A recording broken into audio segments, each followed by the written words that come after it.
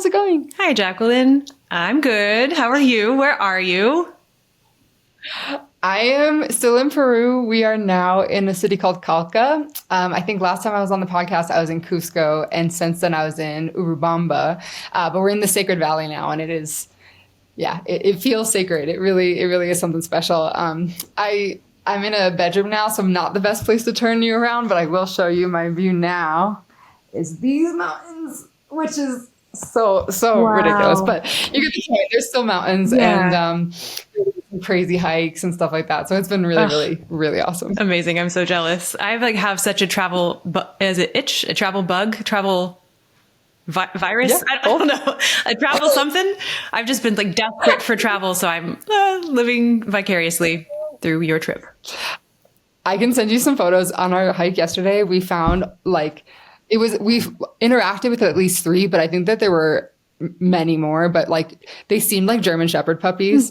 And they were the cutest things on the face of the planet. They were so little and so rambunctious. I was very tempted to take one home. So it was the hike went past a farm. And so they were on the farm and they just kind of came out on the trail and were like, hello. So it was very cute. I really liked it. So I'm very tempted I have an animal itch or an animal virus. I'm an animal, but I know that's not what you want. Yeah. It doesn't mean the same thing. Anyway, I can, before I put my foot in my mouth anymore, I will take us through last week's headlines. Last week, Paul wrote about the canceled U.S. Preventative Services Task Force meeting. He spoke with David Ransahoff, a gastroenterologist and clinical epidemiologist at University of North Carolina School of Medicine, about the importance of USPSTF, that's always a tricky one, USPSTF, in separating clinical evidence from politics and what is at stake should the Department of HHS take control of the panel. Story 3 was a guest editorial by Robert Peter Gale on the consequences of the Israeli-U.S. attacks on Iran's nuclear facilities and what that means for cancer. Story 4 was another guest editorial by Arthur McLenkin, Chief Scientific Officer at Pluri, on mate cells. It's a different kind of immune cell therapy, and their potentials to improve cell and gene therapies. We had a big cancer policy section last week that I kind of headed up because Claire was busy with the lead. And there were some really fun stories in there, at least writing them was fun. So definitely check it out. And it featured the first story by the latest addition to our team, which is Sarah Willa Ernst. We are so thrilled to have her here. And I'm sure she will definitely be on the podcast in no time. And she's a good fit. We like her. So I'm excited to have her here. And then finally, the story we're going to talk about today is Claire's lead story, which talks about the first ever financial toxicity tumor board. So I'll kind of just let Claire go. I think she has a little spiel. It's a really interesting story. And we can follow up with questions afterwards. Yeah, I mean, I guess it's more of how this story makes sense to me, which I think it makes sense because I was new to both the concept of financial toxicity and the idea of a tumor board model. I think just understanding financial toxicity is kind of important for understanding the origin story of the FTTB. So, medical debt is a toxic side effect of cancer. And studies show that it's an independent risk factor for cancer survival as well. Financial toxicity is a concept that has been around for 10-ish years. And most of the research around financial toxicity has been in describing it. It's been descriptive, kind of drawing, parallels to the physical side effects of cancer treatment. But more and more researchers are, they're working to identify interventions that could kind of stop a crisis before the patient, falls into this hole of medical debt. There was a study from ACS CAN that showed that nearly half of cancer patients and survivors reported being extraordinarily burdened by their cancer debt, carrying at least, a negative balance of $5,000 from their cancer treatment for more than a year.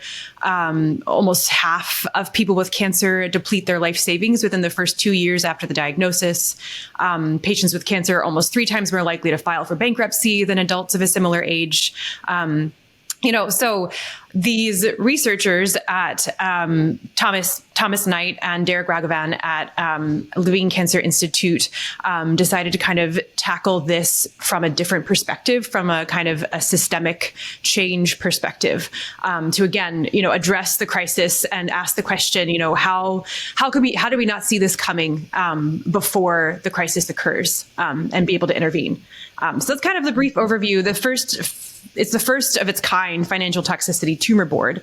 And the data from the first 5 years of its operation has just come out and shown that it's working. So that's kind of the basic overview. I did want to mention that coverage gaps, in cancer care, they affect obviously everybody who has experienced cancer or knows, if you've known someone with cancer or you've had cancer, coverage gaps are this kind of ubiquitous experience. But obviously they disproportionately affect people who are uninsured, underinsured, but even people who have great insurance or think they have great insurance end up having these experiences. So Fumiko Chino, she calls this kind of the onus of improving survivorship, because, cancer treatment is getting increasingly expensive due to breakthroughs, which we want. But at a time when young people are also facing this uptick in cancer diagnoses, and at a time when funding cuts to research and cuts to Medicaid are like literally looming. So just for context. Yeah, no, it's a great story, but obviously a very tragic topic. I'm interested if you could, and not to put you on the spot, but explain a little bit about what exactly a tumor board is, like what that model is, just because I'm not sure all of our listeners would understand that. And it's kind of an interesting way to address financial toxicity. I feel like it's really ingenious. Yeah. So tumor board is a multidisciplinary approach. It's been around for a long time, like 50 plus years, I believe.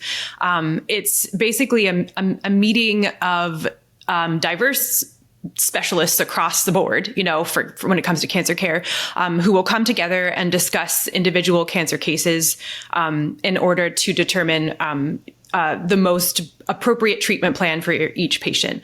The boards typically involve kind of like a rotating disciplinary focus from oncology to medical oncology to like radiation oncology, pathology, surgery. And so it's this kind of way of bringing together everyone to talk about a specific case. When it comes to financial toxicity, because, it's kind of treated or should be treated as a side effect like any other side effect, it's the same concept. So it's following the same archetypes. The Financial Toxicity Tumor Board has these two arms. One is the patient assistant program that kind of handles the more routine cases that they get, copay assistance, referrals and things like that. And then the more complicated or difficult to treat situations goes to the tumor board. And they have a rotating focus each month, a diverse focus each month that draws different people and brings together different people across the spectrum of cancer care. Every cancer center has financial navigation services and they're collecting data. But something that Fumiko Chino pointed out is that not every cancer center has, scalable data. She said something along the lines of, we're really good at what we do, but we're kind of bad at showing our work. This is kind of one of the first times that this has a great amount of data, and that data is intended to be scalable so that other cancer centers can apply the same technique in order to tackle the financial toll of cancer on their patients. When I was reading your story last week, you've already touched on the fact that financial toxicity is like a very real toxicity. It's not sort of just this descriptive word that's an analogy of real toxicity. It's quite literally a toxicity. I don't have it with me, unfortunately, but maybe we can pull it up quickly. But the quote from a patient who was saying that, I just can't get my treatment. I can't come in. I feel like those stories are so powerful, along with sort of the stats where you're talking about all of these people having really intense financial burden. But it's like it really can affect survival outcomes and quality of life? Yeah, I'm glad you brought that up. It was the quote that you're referring to was kind of like it was not it was a specific patient, but a specific patient that was representative of a lot of patients. This is a patient that that Dr. Thomas Knight gave to me without specifics. Basically, a 30-something-year-old patient with a family, with, I'm not sure what the insurance status was, but quickly realized that they were not going to be able to work anymore because the cancer treatment was taking such a physical toll. Loses their job, loses their insurance, tells their doctor they can no longer pay for treatment. Not only can they not pay for treatment, they can't pay for transportation to get to the treatment center. And of course, that is a problem that becomes increasingly more difficult in rural areas where travel to a cancer center is essential, or, even relocating to a lodging nearby. So yeah, I mean, there's all these different there's macro, there's micro toxicities, there's being able, this concept of trade-offs, which a lot of patients talk about. Especially if you lose your job after diagnosis, you have your family cutting your meds in half, skipping appointments, like immediate needs are not able to be met because of this financial toxicity. Yeah, I mean, it really could mean the difference between life and death for a lot of patients.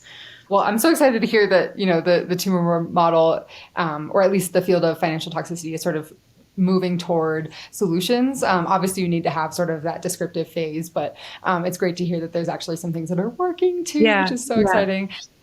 Hoping to see it expand to other centers. Is that something that you heard about? Yes. So, I should talk maybe for just a second about the data. So, the data, kind of an analysis, looking at the past 5 years of this financial toxicity tumor board. It was published in the Journal of the National Comprehensive Cancer Center Network earlier this year. And it showed that over the past 5 years, the patient assistance program helped almost 9,400 patients with copay assistance, which totaled in over 10 million in savings to the patients. 16,495 patients received free drugs valued at nearly 393 million, according to the paper. And in 5 years, over 70 cases were presented to the tumor board, with over 90% resulting in immediate solutions for individual patients. Yeah, so I think the whole point of that data analysis is to show that it's working, and it's Dr. Knight has said that he receives queries all the time from cancer center directors being like, how can we make this happen for us at our institution? So it does feel like a paradigm shift is occurring, which is exciting. Yeah. That's awesome. Are there any barriers? Like what would be preventing a cancer center from trying to do this? I'm sure it's resources, of course, but I think it just takes a lot of collaboration and a willingness to meet frequently. Like, it's a commitment. You have to commit to it. So I think, if the team is up for it, then it's very, very possible. But yeah, I think the collaboration piece is probably the biggest obstacle. Yeah. Paul and I had talked about trying to find maybe a patient that could kind of carry the story narratively, but it really felt like for this story, the financial toxicity tumor board was the character, because it is such a new concept, and it is the first of its kind, which is always exciting. And the goal here is to change the standard of care. And so I think, I hope that happens. And I think what they're doing is really impressive. I think just one other note, and Fumiko and I talked about this as well, is that with cuts to NIH, like, this is the type of research that NIH funds. Things like this, that, no drug company is going to fund an area of research that involves de-escalation. It's an area that, is not. It's not popular. It's not as like shiny or exciting as a breakthrough, but it's super essential. So I think the timing is kind of ironic, and yeah, I just think it's the context is important for understanding why this is so important. Thank you so much, Claire. Yeah. It's so nice having you on, as always. And yeah, maybe we can get a girl power one with Sarah coming up soon. That would be fun. That would be great. I would love that. All right. Bye.